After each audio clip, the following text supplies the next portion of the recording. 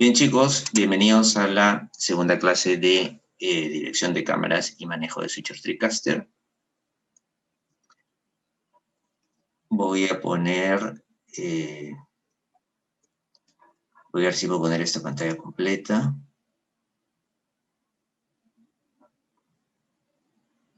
A ver, esto no. A ver, un ratito, ¿ah? Eso parece que no me sale. Listo. Y vamos a ver los temas. Bueno, como son varias clases las que vamos a tener y bueno, lamentablemente pues no estamos en el estudio, no tenemos el switcher a la mano. Como les comenté, vamos a hacerlo esto más teórico, pero tratando, Diego Rodríguez levantó la mano. ¿Quiere decir algo, Diego? Sí, profe. Yo conozco este programa que, o sea, es 100.000 veces más simple que lo del TriCaster, ¿Ah? pero también tiene más o menos la misma función de cambiar de cámaras y hacer transmisiones en vivo. Ya. Y es gratis y creo que no pesa ¿Cuál, mucho. cuál es? OBS. Sería buen dato para anotar. El concepto es el mismo, pero es muchísimo más simple y no necesita tanto Ya. equipo. Ya, excelente. Tú le dices para descargarlo, pero cada uno lo tendría que tener en su computadora. Sí, pero por lo menos a mí no me da ningún problema. Es ligero. Ya, ya, ya. En todo caso, a ver si en algún momento lo descargo. Y lo que sí quisiera es que hay una parte que es teórica que sí nunca pues hay tiempo para hablar sobre ella, pero que es bien importante. Y hoy quisiera concentrarme en un solo tema que tiene que ver más con lo que es la iluminación y el color, que no sé si ustedes, alguno de ustedes, además, esté en el taller de iluminación y cámara, donde quizás se explique un poco más esto. Pero aunque sea así, lo que les voy a explicar ahora les va a servir un montón, porque no se preocupen que no es nada complicado, o sea, tan solo iluminación sería todo un curso. Voy a hacerlo el ABC porque para toda producción que ustedes hagan, sea en el estudio, sea con el TriCaster, sea en exteriores, hay algunos conceptos básicos que hay que saber, ya sea que trabajen con cualquier equipo, desde una cámara semiprofesional hasta una superprofesional. Entonces, haciendo un rápido repaso, vamos a ver lo que es el balance de blancos, en qué consiste, igual que la temperatura y color, los puntos básicos de iluminación, el color y las sensaciones, y cómo todo eso influye en la iluminación en el cine, en el trabajo que hace el director de fotografía. Entonces, para empezar, un poquito de teoría. ¿Qué es el balance de blancos? Es un ajuste de la cámara que sirve para equilibrar los niveles de los colores básicos rojo, verde y azul. Para hacer un buen balance de blancos tenemos que tener en cuenta la temperatura de color de la luz de nuestra escena. Un balance de blancos correcto hará que nuestra imagen parezca natural, que el blanco se vea puro y no virado a otro color. El balance de blancos, en resumidas cuentas, es el ajuste que se hace con la cámara para que capte el blanco perfecto en el ambiente donde se va a grabar. Si yo grabo ahorita acá en mi habitación, hay un espectro de color que está dado por la fuente de luz, en este caso es mi ventana. Pero si grabara acá mismo en mi habitación, hoy en la noche, ya la fuente de luz no va a ser el sol, ya va a ser de repente la bombilla de mi cuarto. Entonces ya cambia la luz, entonces el ajuste tiene que ser otro. Cada vez que uno cambia de ubicación o cambia de iluminación, hay que hacer el ajuste de blancos para ese lugar, porque ese es el lugar donde vamos a grabar. Esto si graban en el estudio, en su casa, en exteriores, en donde sea que vayan a grabar y con cualquier tipo de cámara desde semiprofesional, ¿no? Y con esto, ¿qué es lo que ustedes lograrán? Que si en una de esas entra en una persona con una camisa roja súper fuerte, la cámara va a captar el rojo y no va a virar el color, porque cuando no se hace este ajuste, la cámara como que se desequilibra. Entonces, cuando ve otros colores, trata de ajustarse hacia esos colores. Entonces, los colores cambian, pues no, viran. Ahora, ¿qué es la temperatura de color? La temperatura de color es el color de la luz emitida por una fuente, sea un reflector o el sol. Las temperaturas de color varían de frías azules a cálidas, naranjas. Esa temperatura se mide en grados Kelvin. La temperatura de color no es otra cosa que el color de la luz.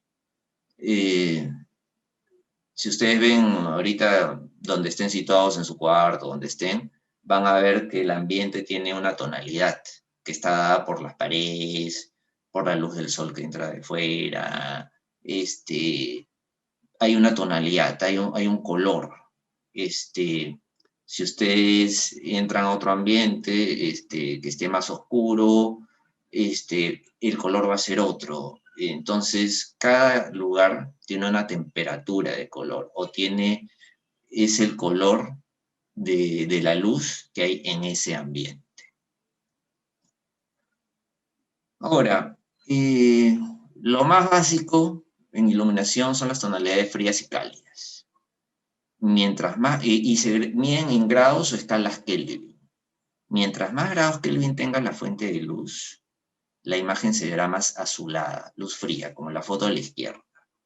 Por otro lado, mientras menos grados Kelvin tenga la fuente de luz, la imagen se verá más amarilla o naranja, luz cálida, como la foto que estamos viendo a la derecha.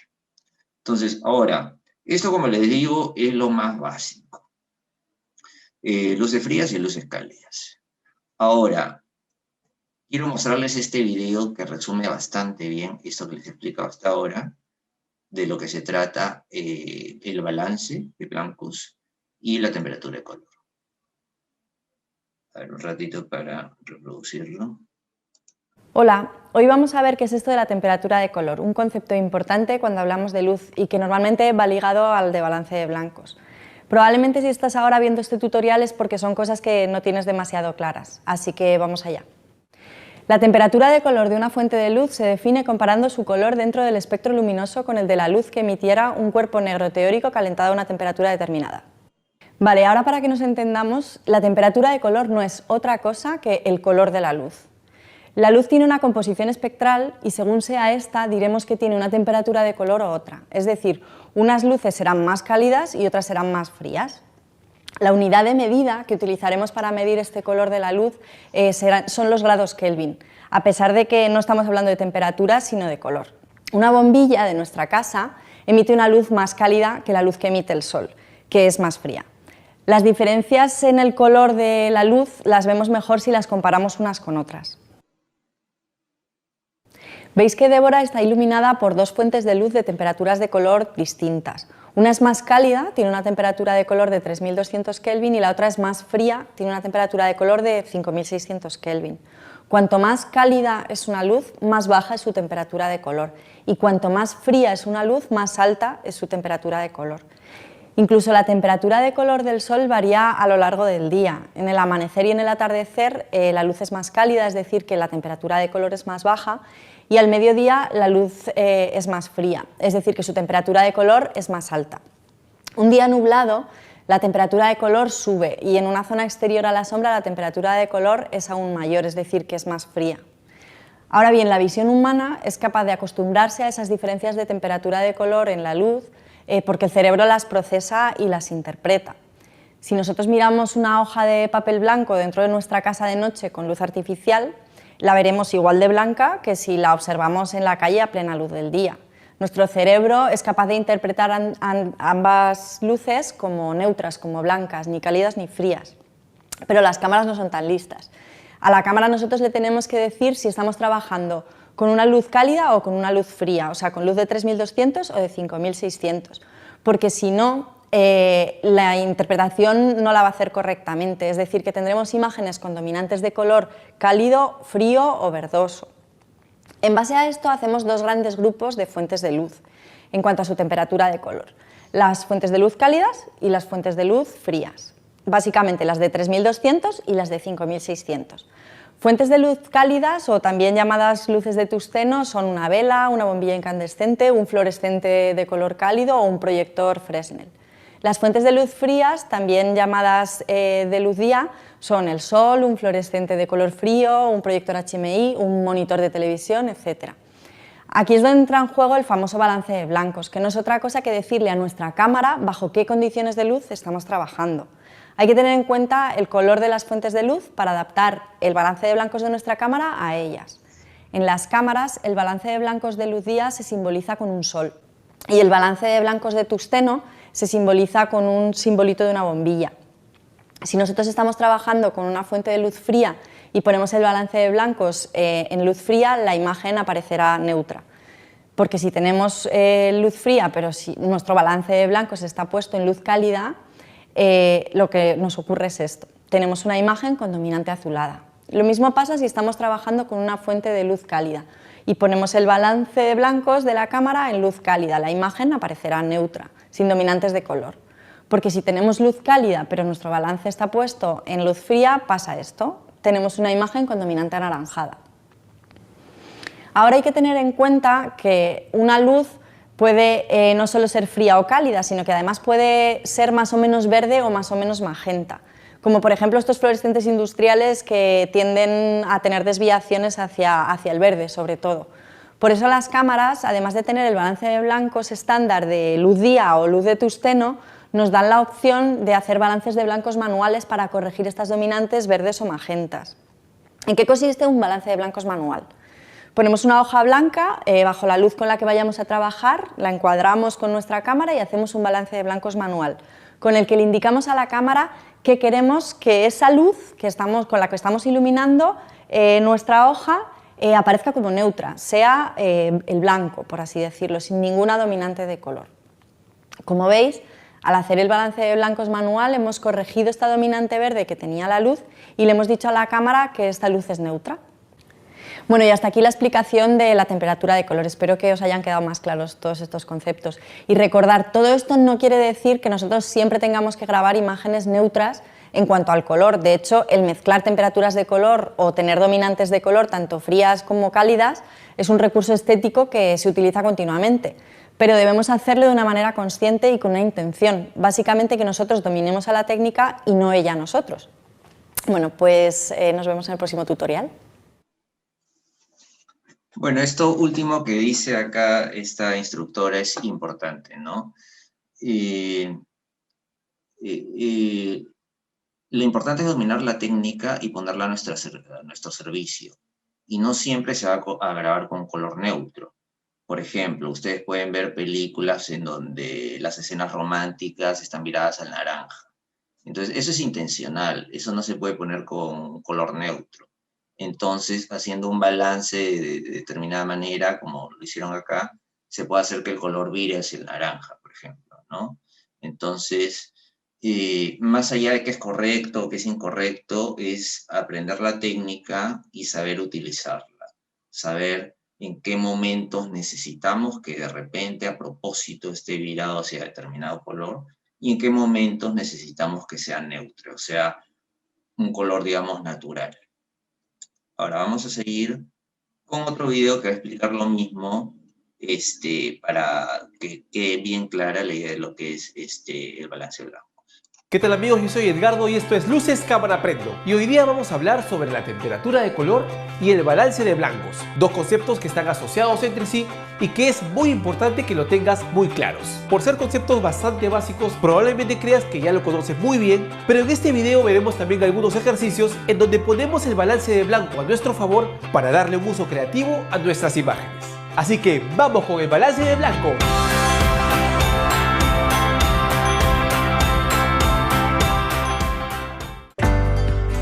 Gracias a la luz vemos todo lo que nos rodea. También gracias a la luz percibimos los colores de las cosas. Pero la luz en sí misma no tiene siempre el mismo color. Pensemos en la luz de una vela, o la luz de una lámpara de una casa, o la luz de la calle por la noche, o la luz del sol. Todas estas fuentes de luz tienen diferentes temperaturas de color, que en términos prácticos es lo mismo que decir que la luz tiene diferente color. Ahora, ¿por qué hablamos de temperatura si estamos hablando de color? Esto es porque los entendidos en la materia hicieron el ejercicio de calentar un cuerpo negro que no reflejaba la luz y estudiaron los colores que irradiaba este a medida que su temperatura subía, es decir, a medida que se calentaba. La unidad de calor que utilizaron para calentar el cuerpo fueron los grados Kelvin. Y así se determinó esta tabla, que a quienes hacemos video hoy nos es de gran utilidad. De una manera aproximada podemos decir que la luz de la vela tiene 1850 grados Kelvin, una lámpara doméstica tiene entre 2800 y 3000 grados Kelvin, la de un fluorescente es de 4500 grados Kelvin, la luz del día tiene más o menos 6500 grados Kelvin y la pantalla del televisor podría llegar hasta los 10.000 grados Kelvin. Pero todo esto, ¿qué tiene que ver con nuestro trabajo como realizadores de video? La cámara es una mala imitación del ojo humano. Por ejemplo, nosotros podemos decir que esta rosa es roja o que esta planta es verde bajo cualquier situación de luz. O para decirlo más técnicamente, bajo cualquier temperatura de color. No pasa lo mismo con las cámaras de video, a las cuales les debemos de decir con qué temperatura de color estamos trabajando para que registre un color apropiado. A este procedimiento se le llama hacer balance de blancos. Existen dos maneras de hacer balance de blanco, aunque hay una tercera que sería el balance automático, de la cual no debería hablarte porque da resultados muy malos. Vamos a ver la primera y es hacer balance de blancos de manera manual. En cada modelo de cámara el procedimiento es un tanto distinto, pero la idea es buscar una superficie completamente blanca a la cual esté cayendo la luz con la que vamos a trabajar. Llenamos nuestra imagen con esta superficie blanca, no importa si está fuera de foco, y apretamos el botón de balance de blancos. De esta forma la cámara entiende con qué tipo de luz estamos trabajando. La segunda forma es aplicar un balance de blancos preestablecido. Probablemente en el menú de tu cámara te topes con estos iconos y vas a elegir el que se adecue a la situación de luz con la que estás trabajando. Para luz de interiores, luz fluorescente, luz del sol, un día nublado o bajo la sombra. Quienes creen que este segundo método no es tan preciso como el primero, les puedo decir que no necesariamente es así, porque una vez en edición es posible variar la temperatura de color un poco. No es posible hacer una variación completa, aunque si grabas en RAW, sí se puede tener toda la gama de balances de blancos a tu disposición. Ahora, ¿qué pasa si no hacemos balance de blancos? Imagínate que la última vez que se usó la cámara se grabó bajo el sol. Es decir, pusimos el balance de blanco a 6500 grados Kelvin. Más adelante la encendemos por la noche con luces incandescentes y el resultado va a ser que todo se ve anaranjado o tirado al rojo. Por el contrario, si la última vez trabajamos en un interior y pusimos la cámara por ejemplo a 2800 grados Kelvin, si no hacemos balance de blancos todo se va a ver de color azul. Y estos errores son complicados de corregir en edición. Ahora que ya sabemos que es súper importante hacer balance de blanco antes de empezar a grabar, quisiera mostrarles el uso creativo que se le puede dar al balance de blanco y a las temperaturas de color de las luces. Imaginemos que usamos luces cálidas de 3200 grados Kelvin por ejemplo y hacemos balance de blanco. En ese momento la luz cálida aparece como blanca, pero ¿qué pasa si ponemos una luz de día o luz de exterior? Esta luz va a aparecer de color azul. Como lo vemos en este ejemplo de mi hija Valeria, he hecho balance de blanco con luz cálida y he aumentado una luz de 5600 grados Kelvin, una luz de día, para que simule la luz de la laptop. En verdad la laptop está apagada y he colocado una pequeña luz portátil rebotada a su rostro. Eso se consigue cuando incluimos una luz de día en una escena balanceada con luz cálida. Y en este cuadro hemos hecho algo similar, hemos hecho balance de blanco con la luz de día. Eso quiere decir que las luces cálidas van a aparecer como luces amarillas. Y en este ejemplo eso es lo que hemos hecho. Nuestra luz principal Es una luz de día, hemos hecho balance de blanco con ella y hemos incluido una luz cálida que aparece de color amarillo. Bueno, chicos, como ven, esos son pues los secretos que hay a veces en lo que es iluminación para dar una sensación, con una intención, ¿no? Como puso esta persona a su hija delante de la laptop y la pantalla de la laptop está apagada, pero haciendo rebotar la luz de su celular, y la fuente de luz en realidad era la que venía de la calle, hizo el efecto como que se viera la luz azul que venía de la computadora. Esto es lo que se puede lograr cuando uno domina la técnica del balance de blancos. Ahora, este es un principio de iluminación súper básico. Cuando acá vemos, esta que es una persona que está parada, para empezar tiene que tener una luz principal, que es la luz que ilumina al personaje u objeto, que en este caso es la de aquí. Primero que nada, iluminar a la persona. Luego viene la luz de relleno, que ayuda a eliminar las sombras que produce la luz principal. Siempre que uno ilumina algo a una persona, se van a generar sombras. Entonces la luz de relleno ayuda, dependiendo en qué posición se ponga, ayuda a disminuir un poquito esas sombras. Y de ahí viene la luz de contra o backlight, que ayuda a despegar al personaje objeto del fondo, que es la que está acá.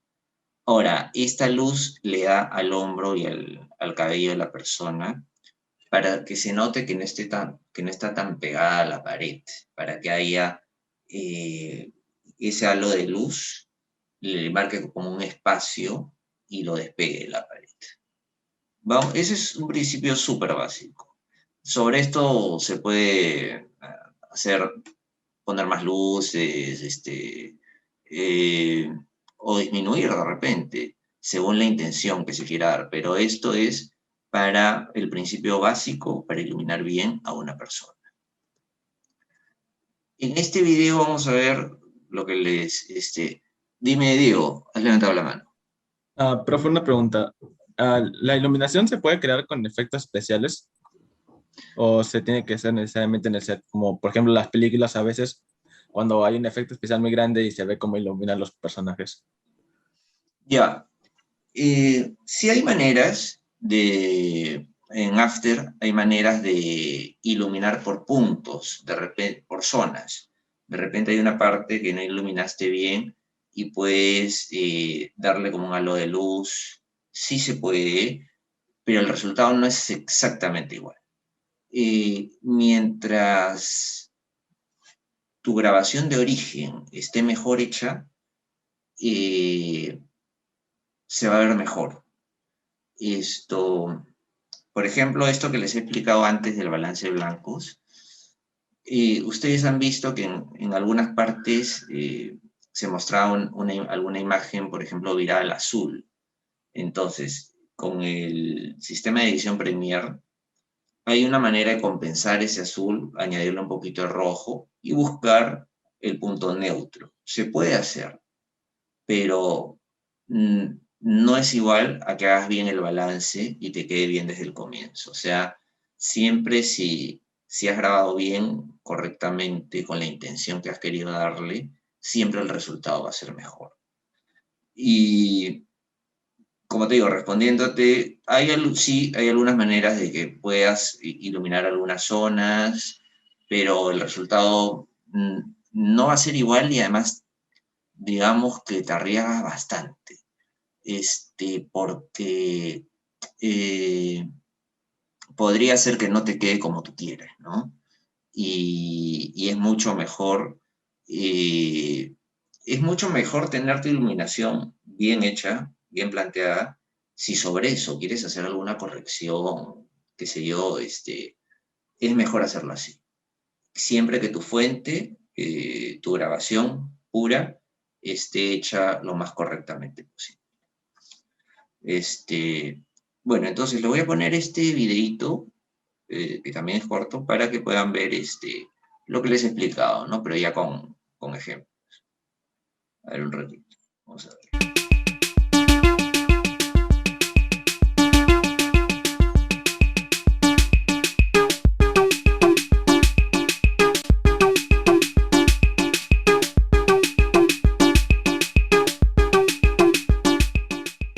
Bueno, este es un triángulo fotográfico básico para una puesta en escena, una entrevista, una presentación, etc. Entonces, esta sería la luz principal, esta sería la luz de relleno y esta sería la luz de contra o luz de atrás.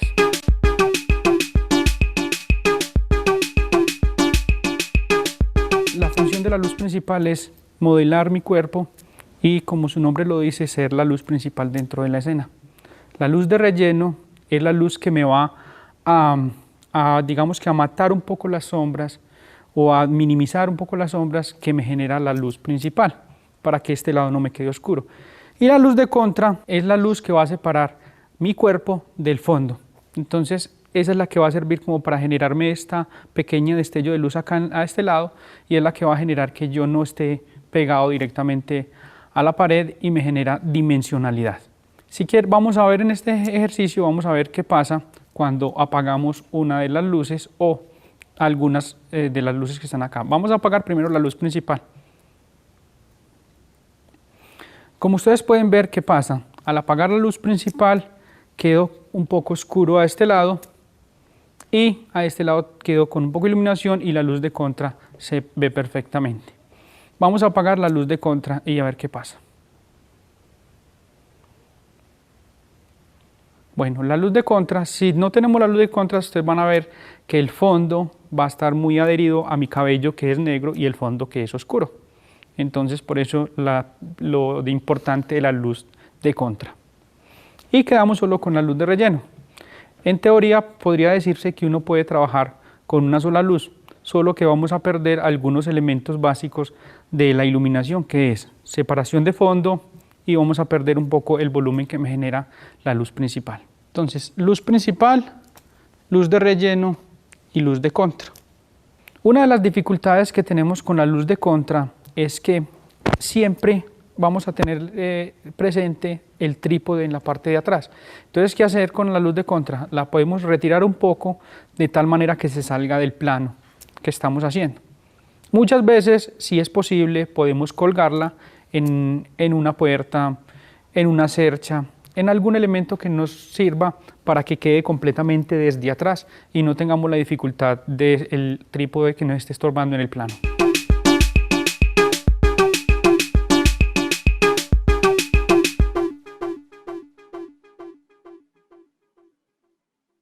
Como acabamos de ver, dentro de la iluminación o triángulo fotográfico no es necesario tener 3 luces artificiales. Podemos utilizar varios recursos. Uno de los recursos es utilizar una superficie blanca o una superficie brillante que sirva de luz de relleno. En este caso utilizamos una luz principal que me está dando por este lado y al mismo tiempo está pegando o rebotando contra la superficie blanca y me está dando de luz de relleno por este lado. Y adicionalmente tenemos la luz de contra. Esta es una iluminación de triángulo fotográfico con 2 luces artificiales y una por reflexión. Como podemos ver aquí en este ejemplo, otro de los recursos que podemos utilizar es, cuando estamos dentro de una oficina, es utilizar la luz contra el techo y simplemente rellenar todo el espacio y todo mi rostro, y utilizar una luz de contra. Entonces miramos en este ejemplo que solamente estamos utilizando 2 luces, una rebotada contra el techo y otra que es la luz de contra. Para mí es muy importante la luz de contra, por eso yo siempre trato de conservarla. En este ejercicio vamos a ver cómo optimizamos más recursos. Uno de ellos es utilizar la luz completamente de frente, utilizar el contra, pero la luz de frente utilizarla con un difusor. Ese difusor nos va a servir a nosotros para que la luz sea un poco más plana y no le dé muy fuerte en los ojos al personaje. Este es otro de los ejemplos que vamos a ver hoy. Es uno de los recursos que digamos que yo utilizo, pero es en casos extremos. Supongamos que yo tengo solo una luz y no tengo más recursos y quiero utilizar estéticamente bien la iluminación. Entonces puedo utilizar la luz de contra de tal manera que le pegue al icopor y me rebote a mí en el rostro y al mismo tiempo me esté dando de luz de contra en la parte de atrás. Solo estoy utilizando una luz artificial y estoy utilizando un recurso que se llama o icopor o superficie blanca o superficie brillante. Adicional a estos ejemplos que acabamos de ver, es importante que tengamos en cuenta 2 cosas. Primero, la distancia de las luces. Cada que alejamos o acercamos una luz, la intensidad de la luz aumenta o disminuye. Entonces es muy importante tener en cuenta eso. Y también que el iris de la cámara hay que estarlo graduando según el nivel de luz que tengamos en la escena. Listo, entonces eso es lo que es un principio súper básico de iluminación. Y para terminar con este tema de la iluminación básica, vamos a ver este video para, como les digo, reforzar la idea. A ver, perdón, vamos a darle acá. Para los que estéis más flojos en iluminación, vamos a tratar de hacer un breve resumen de los esquemas más básicos de iluminación que podríais aplicar. A partir de ahí, en cada situación diferente que os vayáis encontrando, podéis ir adaptando vuestros conocimientos e ir probando cosas nuevas. El esquema más básico que nos podemos encontrar es el de una sola fuente de luz. Vamos a ver algunos ejemplos de lo que podemos hacer con ella. Nuestra fuente de luz está de contra y utilizamos un reflector para iluminar la cara de nuestro personaje.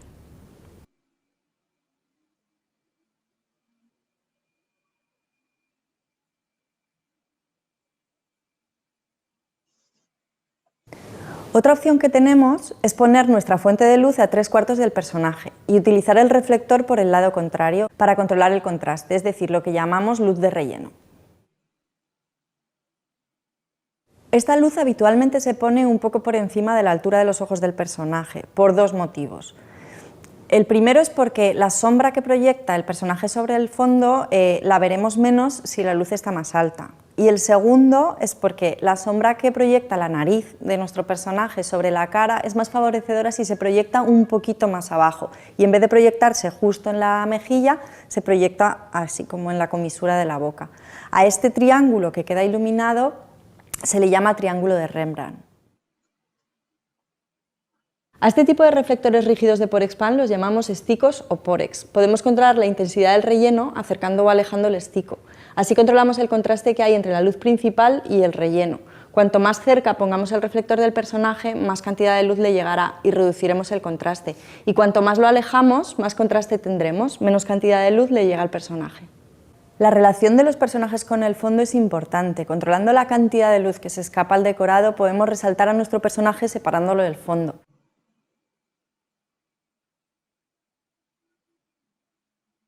Iluminar no es solo poner luz, sino también poner sombras. Bueno, ahora que ya hemos visto lo que podemos hacer con una sola fuente de luz, vamos a ver lo que podríamos hacer con varias. Vamos a ver el esquema más básico, la iluminación con 3 puntos de luz. Tenemos 3 conceptos que son la base de la mayoría de los esquemas de iluminación. Vamos a ver lo que es la luz principal. La luz principal es la luz que crea la intención fundamental de la iluminación de una escena. Distribuye las luces y las sombras, es la luz predominante sobre el resto, como por ejemplo la luz que entraría por una ventana en un interior día, la que vendría de una lámpara en un interior noche o el sol en un exterior día. Ahora vamos a ver la luz de relleno. Con ella controlamos la oscuridad de las sombras que produce la luz principal. Esta luz no debería crear sombras nuevas, por eso generalmente se coloca en el eje de la cámara. Contribuye a fijar el tono de la escena porque con ella controlamos la relación de contraste. Y ahora vamos a ver la luz de contra. Esta luz siempre proviene del lado contrario al punto de vista y contribuye a despegar al personaje del fondo. Aporta también volumen a la imagen.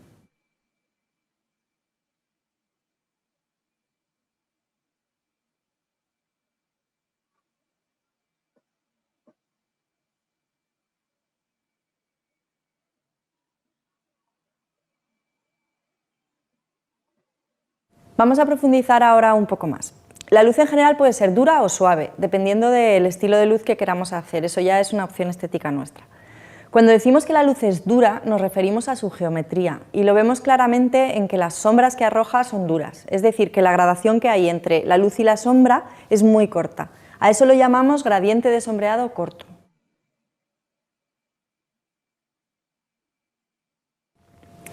La luz dura se dirige fácilmente y cubre un ángulo pequeño, con lo que podemos controlar fácilmente a qué zonas del decorado queremos que llegue y a cuáles no, lo que nos permite dejar algunas zonas en penumbra.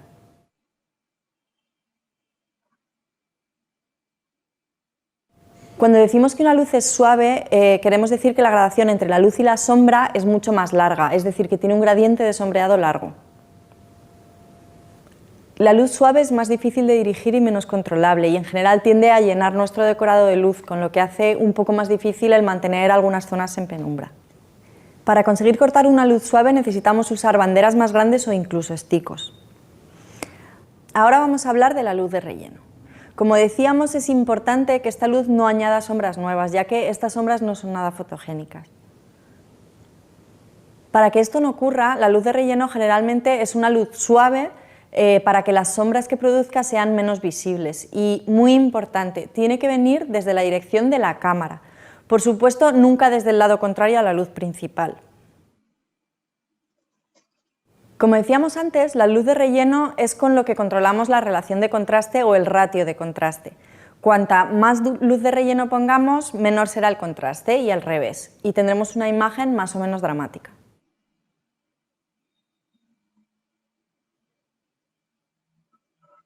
La luz de contra puede venir del mismo lado del eje que la luz principal o del lado contrario.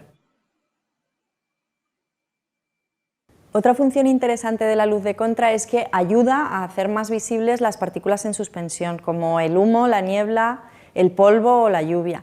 Con lo que si estamos usando alguno de estos elementos, el poner una luz de contra puede ayudar a verlos. Si no, dependiendo de cómo sean las condiciones generales de iluminación, puede ser que ni siquiera los apreciemos en cámara. Bueno, y hasta aquí hemos llegado con este tutorial básico sobre iluminación. Espero que os haya aclarado algunos conceptos. Y ya sabéis, esto es solo una base sobre la que empezar a trabajar. A partir de aquí, usad toda vuestra creatividad para resolver las diferentes situaciones que se os planteen. Que disfrutéis. Bueno chicos, como les dije en un comienzo, de iluminación se podría hacer todo un curso, solamente de iluminación. Pero como no es la intención de este curso, porque no es de iluminación, pero de todas maneras tiene relación con lo que es una producción audiovisual, he querido que al menos vean lo que es súper básico en lo que se refiere a iluminación. Ahora, vamos a seguir. Y otra cosa que me parece importante, que también sepan al menos lo súper básico, es sobre el uso del color. Bueno, hay toda una psicología del color, entonces no vamos a entrar tanto en detalle porque también es otra rama que es súper amplia, súper compleja, pero en un principio básico, como he anotado acá, los colores al entrar por el sentido de la vista producen sensaciones en nuestro interior, al igual que los olores o sabores de los alimentos lo hacen a través del olfato y el gusto. El color es capaz de estimular o deprimir, puede crear alegría o tristeza. Asimismo, determinados colores despiertan actitudes enérgicas o pasivas. O sea, el color también transmite algo.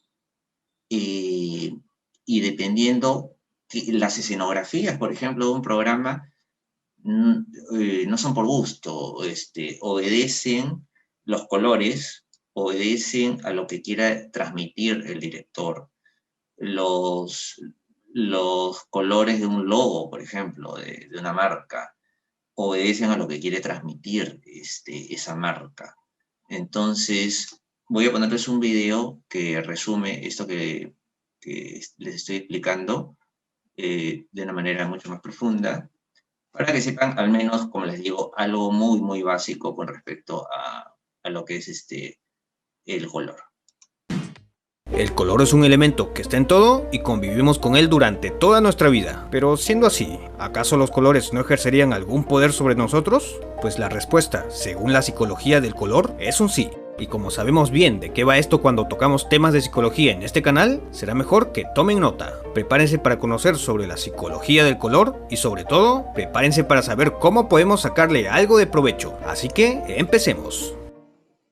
Ok, sé que parece un conocimiento esotérico, pero la verdad es que la psicología del color es un campo de estudio que tiene como base la teoría del color de Johann Wolfgang von Goethe, que proponía que el color dependía de nuestra percepción. A partir de esto, la psicóloga Eva Heller decidió hacer una investigación más profunda sobre cómo actúan los colores sobre nuestros sentimientos y la razón. Pues bien, el resultado fue bastante amplio y da grandes luces sobre algunos saberes populares como el diseño de productos, test basados en colores, la curación por medio de ellos, la manipulación de personas mediante la publicidad y mercadeo y mucho más. Y como es obvio, se convierte en una gran herramienta para muchos profesionales en diferentes áreas. y claro, también para cualquier persona. Sin embargo, no debemos olvidar que pueden existir ciertas variaciones en la interpretación y el significado dependiendo de la cultura. Sabemos al menos a grandes rasgos que ciertos colores evocan emociones, tales como los colores cálidos y fríos, pero la idea es tan simple como cuando entras a un supermercado y escuchas cierto tipo de música y un decorado de un color determinado, que de alguna manera te motiva sutilmente a comprar y comprar.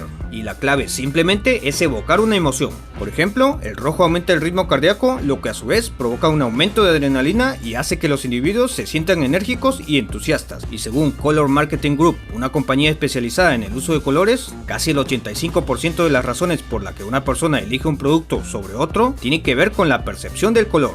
Pero bueno, a continuación identificaremos algunos colores y sus significados, los cuales serían los más aceptados por lo menos en Occidente. Sin embargo, recuerden tener en cuenta también el contexto. Así que atentos y empecemos. Blanco. Este color representa la inocencia, la limpieza, la paz y la virtud, y es un color que no tiene una connotación negativa, así que puedes usarlo para transmitir sencillez y limpieza. Además de que en espacios pequeños, pintar las paredes de blanco da una sensación de espacio y profundidad. Este es un color atemporal y no pasa de moda. Además, se piensa que el inicio de las cosas es blanco. Por eso, es común que las mujeres usen un vestido de novia blanco para simbolizar el inicio de una nueva etapa. Azul.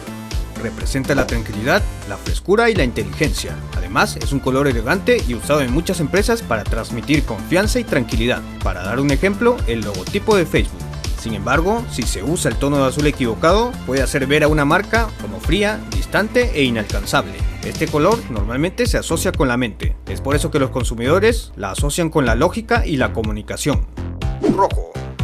Este color es el color de las pasiones, sean buenas o malas. Con él se puede proyectar mucha furia, excitación y alegría, y por obvias razones es el color más usado en movimientos revolucionarios, mientras que en la publicidad es usada para impresionar. Este color puede hacer que una persona luzca mucho más atractiva, atrayendo la atención y las miradas. Verde. El color de la naturaleza por excelencia. Es el color de la esperanza, la fertilidad y la juventud, pero en tonos más oscuros puede simbolizar el dinero, el prestigio y el poder. Es un color que se puede usar para expresar una conciencia ambiental, pero negativamente se le puede asociar también con el veneno, con los monstruos y con la ira. No por nada, Hulk es verde.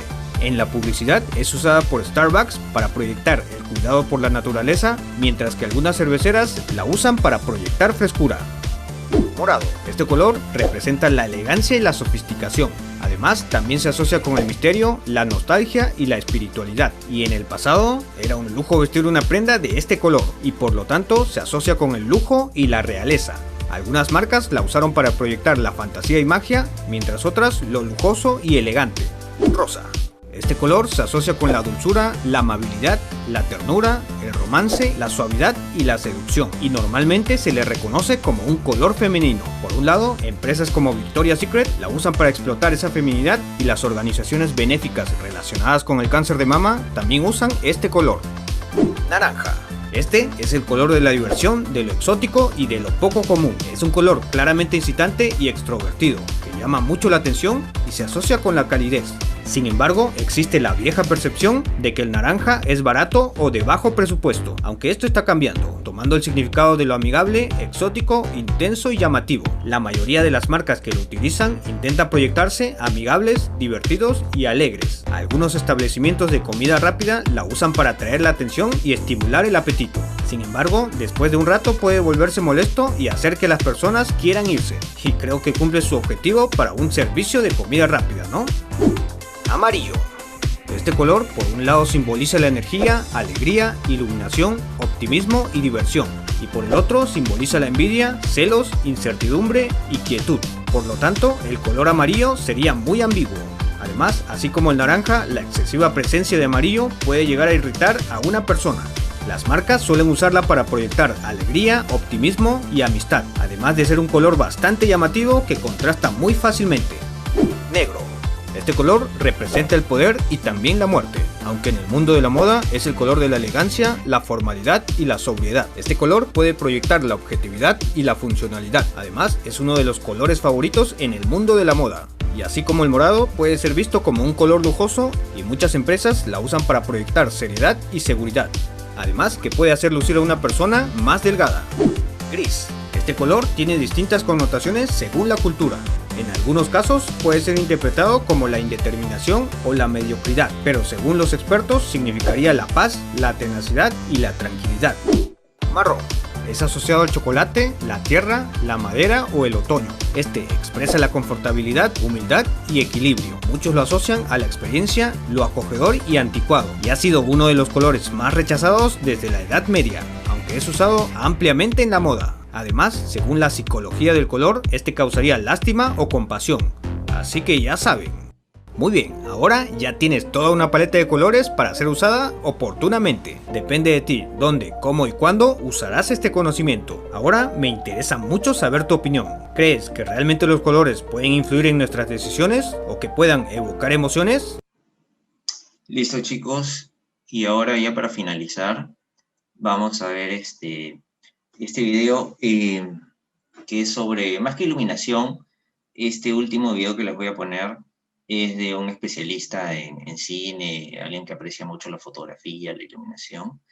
Y mi interés principal de todo lo que hemos visto hasta ahorita, desde la primera clase hasta ahorita, es que se den cuenta cómo los planos transmiten algo, la posición de la cámara transmite algo, los movimientos de la cámara transmiten algo.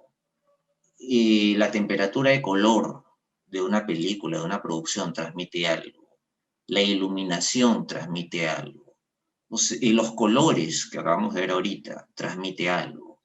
Entonces, la persona que hace una producción tiene que tener un concepto al menos muy básico de todo esto para poder hacer algo realmente sobre lo cual tenga el manejo, algo artístico, poder comunicar lo que quiera comunicar, y es por eso muy importante primero conocer esta parte técnica, que como les digo es el ABC, es lo más básico, y ponerla al servicio de lo que necesiten, ¿no? Vamos a ver este video que, ya para terminar, como les digo, que es muy interesante, sobre la fotografía en unas películas, y van a ver pues cómo en algunos casos la iluminación no necesita ser perfecta. En algunos casos es importante que el rostro del personaje no se vea bien, por ejemplo. Y bueno, o en otros casos como el hecho de que la fotografía esté virada a determinado color, el director lo ha hecho de manera intencional para transmitir algo, ¿no? Entonces, vamos a verlo. Atención a las escenas que son muy buenas. A ver, lo voy a poner. El componente primordial del cine y de la creación audiovisual es solo uno: la luz. Sin luz, el trampantojo de la representación cinematográfica perdería su esencia, y solo nos quedaría la oscuridad del abismo. El arte de la dirección de fotografía es la habilidad de construir la imagen dentro de ese vacío, mediante luz, texturas, colores y composición del encuadre. Todo esto conforma el alma de una película. Un buen director de fotografía hará que nuestra película transmita mejor su mensaje. Y por eso he querido traerte este vídeo a ti, aguerrido o aguerrida aspirante a cineasta, o amante del cine con inquietudes que van más allá de la mera contemplación cinematográfica, porque quiero hablar de las películas que a mi juicio han aportado más al noble arte de la dirección de fotografía, para que te inspires, para que copies, para que asimiles, pero sobre todo para que entiendas de qué estamos hablando cuando hablamos de una buena dirección de fotografía. He elegido 10 películas que no necesariamente tienen la fotografía más bonita de la historia del cine. Para eso tendríamos que hacer otro top 10, en el que seguramente figurarían películas como 2001 Odisea en el espacio, Samsara, Satan Tango o The Fall. Aquí, sin embargo, he querido aunar las películas cuya fotografía más me han transmitido, ya sea en términos de belleza plástica o, sobre todo, de narración. Y es que una fotografía al servicio de una historia que conmueva y que a la vez narre, que sea un agente transmisor de esa historia, es una fotografía bien aplicada. Yendo en orden cronológico, vamos a ir con la primera película, Ciudadano Kane. La ópera prima de Orson Welles es el epítome perfecto de los postulados estilísticos más arriesgados que ya empezaron a defender autores como Sergei Eisenstein, John Ford o Kenji Mizoguchi. Es este último quizá la mayor inspiración de Welles para llevar al extremo el uso de una poderosa herramienta, la profundidad de campo. Este concepto permitía hacer un montaje dentro del cuadro. Mizoguchi explota las posibilidades de este recurso para encuadrar dentro del encuadre y para jerarquizar, aumentando las posibilidades de significación dentro del espacio de la pantalla. Welles recoge estas ideas para dotar de un poder metafórico a cada uno de los fotogramas de Ciudadano Kane, porque ese debe ser el objetivo de todos los componentes de una obra, el mensaje a través de la narración y la metáfora. Mediante objetivos de poca distancia focal, grandes angulares y una película más sensible, Welles consigue transmitir este efecto de magnanimidad arrogante del protagonista. Además, el juego de claroscuros de tintes expresionistas sugiere un mundo lleno de contradicciones y misterio, consiguiendo dotar de gran profundidad al personaje alrededor del cual gira la película. La película número 2 de este listado es Lawrence de Arabia. Lawrence de Arabia es la película en la que quizá mejor se exprese la insignificancia del ser humano frente a la enormidad de la naturaleza. Esto se logra sobre todo con la fotografía, mediante composiciones rectilíneas y magnánimas, efecto potenciado por el uso de grandes angulares y la película de 70 milímetros. Llama la atención además la composición del cuadro en la que el horizonte queda por encima o por debajo de los tercios. El horizonte es aplastado a los márgenes del encuadre, para decirnos que no somos nada en el vasto y traicionero desierto que se abre ante nosotros. La tercera película de este listado es El Padrino. Antes del Padrino, las películas estaban iluminadas de forma que pudieran verse en los famosos drive-in americanos. Es decir, tenían una gran cantidad de luz para que pudieran verse en esos espacios que eran normalmente muy oscuros. Con El Padrino, los estudios tuvieron que empezar a hacer dos tipos de negativo para la proyección, uno dirigido a este tipo de espacios y otro para las salas de cine. La fotografía también estaba condicionada por el maquillaje de Marlon Brando. Era, por lo tanto, fundamental la iluminación tenue y llena de sombras. Pero, como siempre que la genialidad marca una huella en la historia, la necesidad se convirtió en virtud. Gordon Willis, su director de fotografía, creó una nueva tendencia en la fotografía del cine, con sus luces tamizadas y volumétricas. La cuarta película es Barry Lyndon. Seguro que ya sabes la famosa historia de las lentes de la NASA utilizadas en esta película, cuya apertura de f0,7 permitía iluminar escenas con la luz de unas velas. El deseo de Kubrick era hacer la historia lo más visual posible sin apoyarse en demasiados elementos tecnológicos. Las composiciones pictóricas y el uso de zooms ayudan a transmitir ese efecto visual que exagera la enormidad, a su vez pequeña, de los elementos dentro de un encuadre. Todo ello sin fragmentar el espacio ni el tiempo. La quinta película de este listado es Días del cielo. Seguro que ya sabes del amor que siente Terrence Malick por la luz del atardecer y el amanecer, la llamada hora mágica. Junto con el director de fotografía cubano Néstor Almendros, rodaron gran parte de Días del cielo en esta codiciada franja de tiempo para crear un efecto pictórico y dotar de una mayor profundidad a la historia. Para ello se utilizó por primera vez en el cine un negativo de alta sensibilidad, con la que se permitía rodar en circunstancias de poca luz. Podría decirse que la imagen de la película remite a la obra pictórica de Edward Hopper o Gustave Courbet. Pero de lo que sí estoy seguro es de que esta es la película con la dirección de fotografía más bonita que he visto en toda mi vida. Y vamos con la sexta película, Blade Runner. La fotografía de Blade Runner marcó la estética de otros grandes exponentes del género de la ciencia ficción que vinieron después. Films como Akira, Ghost in the Shell, Dark City o Matrix beben de la influencia de Blade Runner. En esta película, el director de fotografía Jordan Cronenweth crea luces venidas de la nada y atmósferas vaporosas para introducirnos en esta historia. Siempre he pensado que Blade Runner es una película que funciona por acumulación más que por otra cosa. No es quizá la película más memorable del cine en lo que a trama se refiere. Sin embargo, Es una película que funciona muy bien gracias a las ideas filosóficas que transmite, a la dirección de fotografía, a la banda sonora de Vangelis, que es maravillosa, a la dirección de arte y, en fin, a todos esos elementos técnicos y artísticos que han hecho de Blade Runner una experiencia sensorial que traspasa lo racional. Y vamos con la séptima película, In the Mood for Love, que en España se tituló como Deseando amar.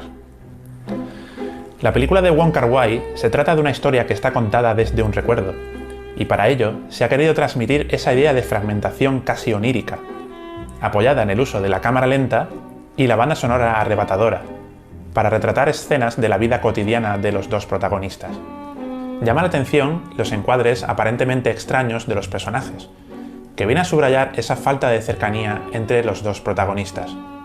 In the Mood for Love es otra experiencia audiovisual plena, en la que el qué casi importa menos que el cómo.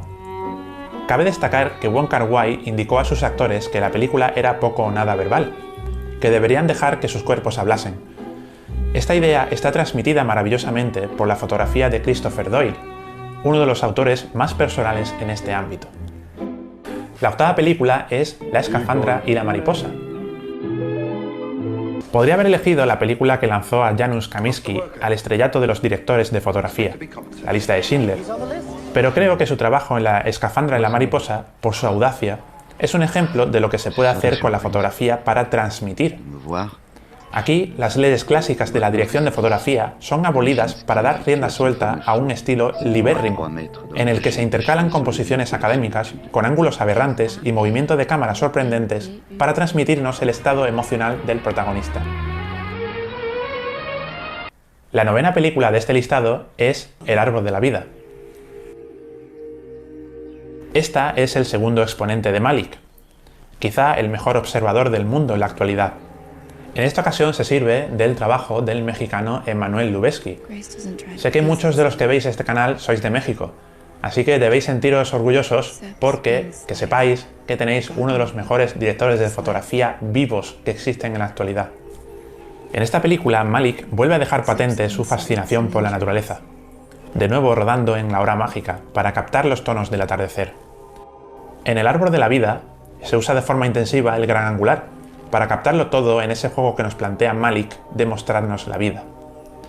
El uso de la Steadicam nos transmite la idea de que la cámara levita en el espacio, como si fuera un fantasma observador que flota por las estancias de esta película. La décima película de este listado es Papuzza. Papuzza es quizá el último gran trabajo en blanco y negro, con permiso de la también polaca Ida. Es una de esas películas en las que casi cada fotograma podría imprimirse para ser expuesta en una galería de arte. Me recuerda muchísimo a la obra de Sebastião Salgado, con esos retablos del día a día de un grupo de nómadas en su vagar por Europa. Cada plano, con su cuidadísima iluminación, consigue transmitir una idea o una emoción con muchísima precisión. Abundan los retratos en primer plano y las escenas a cámara lenta, para recalcar ese ritmo moroso, contemplativo. Bien, chicos, eso ha sido déjenme un ratito, voy a poner para dejar de compartir. A ver, un ratito, por favor.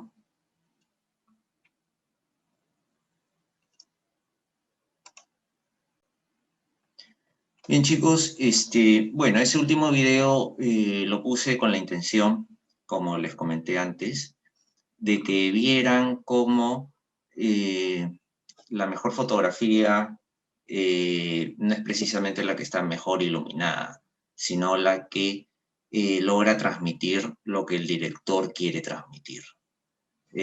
Toda producción es así. Como les digo, el manejo de planos, la utilización de los colores, la temperatura de color, tiene un porqué para cualquier producción que hagan, ya sea en el set de televisión, como les digo, en exteriores, para un cortometraje, para una publicidad, para lo que ustedes, para una serie, para lo que ustedes quieran hacer. Y lo importante es dominar la técnica y ponerla al servicio de ustedes. Eso sería todo por hoy, chicos.